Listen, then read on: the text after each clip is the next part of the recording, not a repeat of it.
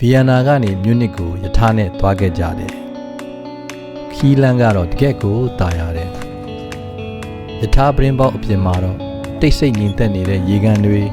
အဆုံးမရှိမြင်နေရတဲ့စိမ့်ဆူလန်းဆန်းနေတဲ့မြက်ခင်းတွေလေကွင်းတွေအဝေးကမိုးတိမ်အောင်မှာမြင်နေရတဲ့တောင်တန်းတွေနဲ့လှကျင်တိုင်းလှနေတယ်။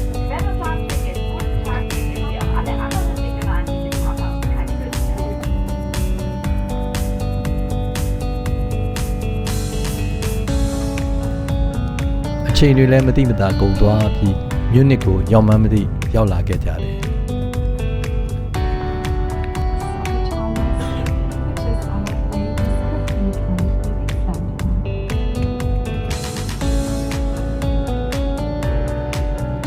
နောက်နေ့မှာတော့မြူနစ်ကနေ Neuschwanstein Castle ကိုပတ်စကားနဲ့သွားခဲ့ကြတယ်။အဲ့ဒီခီးလန်းတစ်လျှောက်မှာမြင်နေရတဲ့ရွာလေးတွေတောင်ကုန်းလေးတွေကျေးလက်ဒေသရဲ့တဘာဝအလှတွေကိုကြည့်နေရတာငယ်ငယ်ကကြားဘူးတဲ့ပုံမြင်တွေကိုရောက်သွားတယ်လို့ပါပဲ။အနီးနားကတောင်ကျေရွာလေးရောက်တဲ့အခါမှာတော့ shuttle bus တစ်စီးကိုစီးပြီးတောင်ကုန်းပေါ်က Castle နီးထိတက်လာခဲ့ကြတယ်။အဲ့ဒီကနေ Queen's Mary Bridge ကိုလမ်းလျှောက်ပြီးဆက်တက်လာခဲ့ကြတယ်။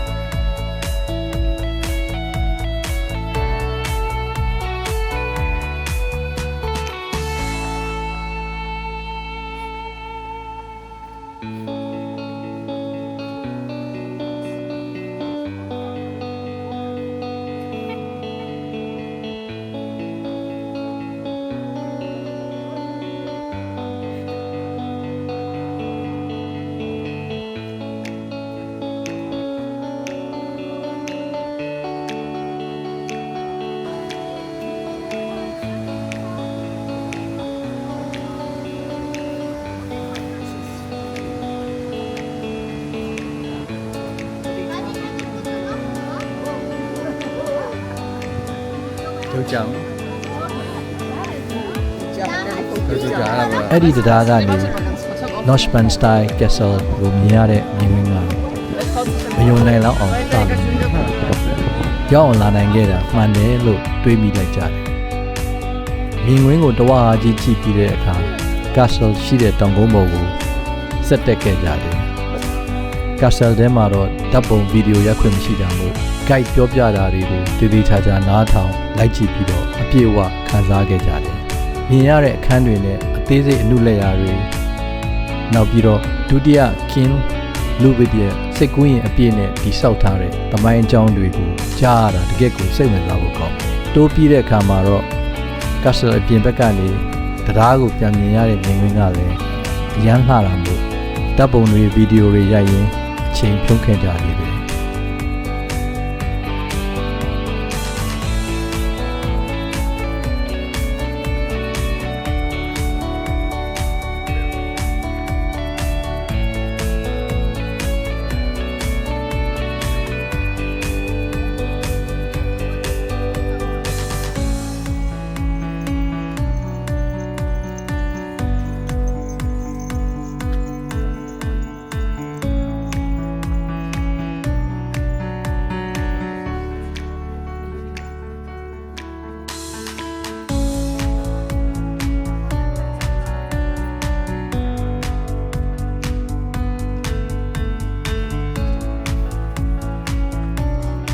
ပြီးတော့မှရွာလေးအောက်ကိုပြန်ဆင်းလာကြတယ်ခြေထောက်တွေညောင်းနည်းနည်းပင်ပန်းခဲ့ပေမဲ့မြင်ကွင်းအလှအကြီးကြီးနဲ့မို့ပင်ပန်းရကြုံတတ်ပါလေ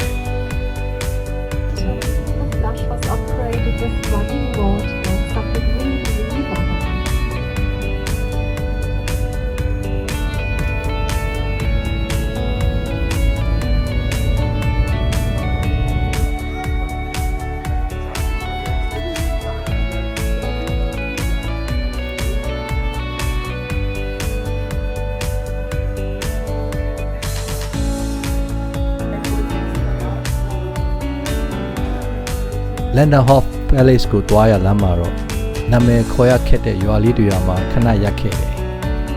အဲ့ဒီနေရာလေးက postcard ပုံတွေတဲကလို့တကယ့်ကိုလှလှလေး။အိမ်လေးတွေမှာ mural တွေတိတ်ဆိတ်တဲ့လမ်းကလေးတွေနဲ့အေးအေးချမ်းချမ်းနဲ့ခဏအနားယူရုံလေးပါပဲ။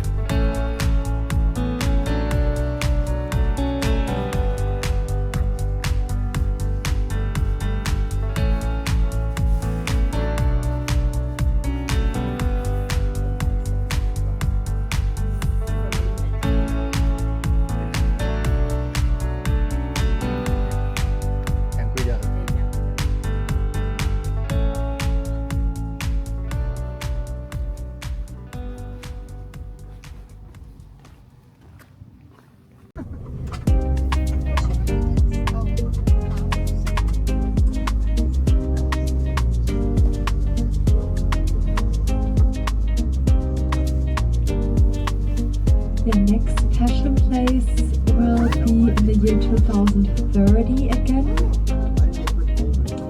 Last Passion Place took place in the year 2022. Here we can see a little bit of the Pilatus house right side. We can see it a little bit. It's kind of a city administration building.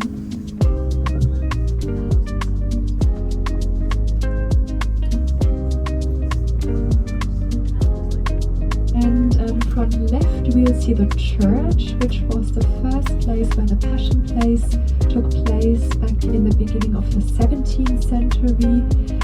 First they were held open air, but then later in the 19th century the Passion Place Theatre House was built, so now they always take place in the Theatre House, normallyအဲ့ဒီရွာလေးကမှ Linderhof ကိုဆက်သွားကြတယ်Linderhof Palace ကတခြား Palace တွေနဲ့ရှင်ရင်တော့သေးသေးလေးပါပဲဒါပေမဲ့အဲ့ဒီသေးသေးလေးကပဲသူ့ရဲ့ထူးခြားတာလေးဖြစ်နေတာပေါ့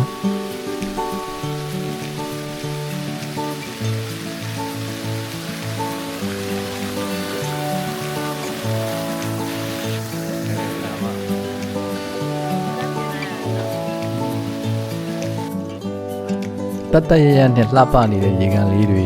ငြိမ်သက်ပြီးတီးတက်နေရာလေးလိုခံစားရတဲ့ပန်းခြံလေးတွေအဲ့ဒီနေရာလေးတွေကြားမှာနားနားနေနေရှောက်ကြည့်ဓာတ်ပုံတွေရိုက်ကြပြီးမှမြူနစ်ကိုပြန်ခဲ့ကြတယ်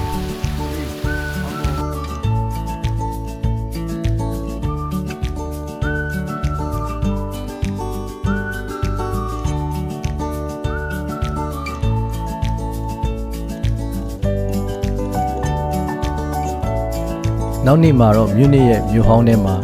အေးအေးဆေးဆေးရှောက်လေခဲ့ကြတယ်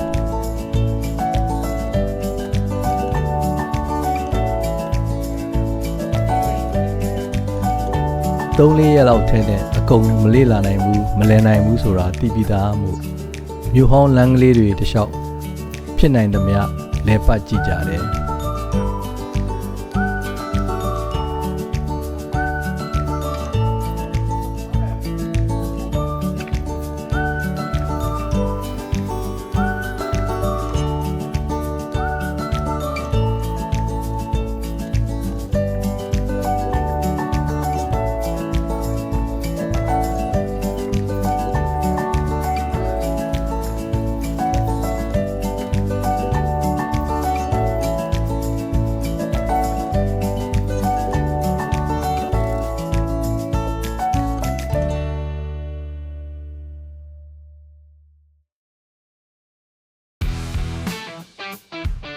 အဲ့လိုကြည့်နေရင်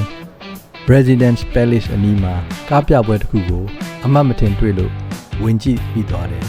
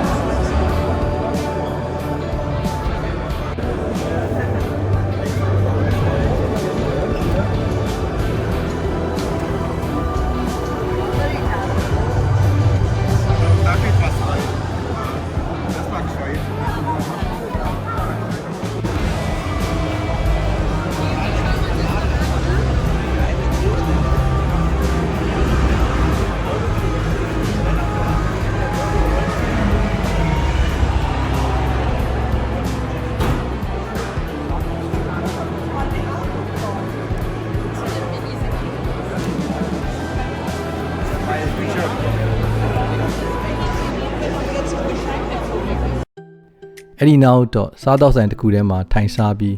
shopping လေးလုပ်ဓာတ်ပုံလေးတွေနေရာတိုင်းမှာလိုက်ရိုက်ခဲ့ကြတယ်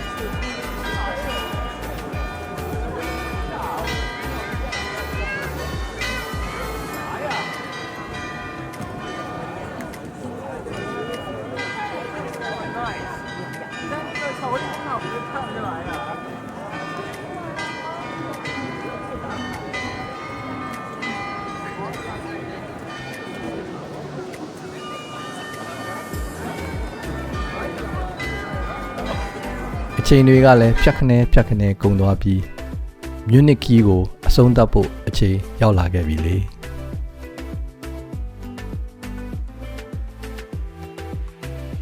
ဒီလိုနဲ့နှစ်ပတ်ကြာတဲ့ဘာလင်ပရဂ်ဘူဒါပက်ဗီယန်နာမြူနစ်ဥရောပခီးစဉ်လေးပြီးဆုံးသွားခဲ့တယ်ဟူစတန်ကိုပြန်ဖို့အချိန်ရောက်လာခဲ့ပြီပေါ့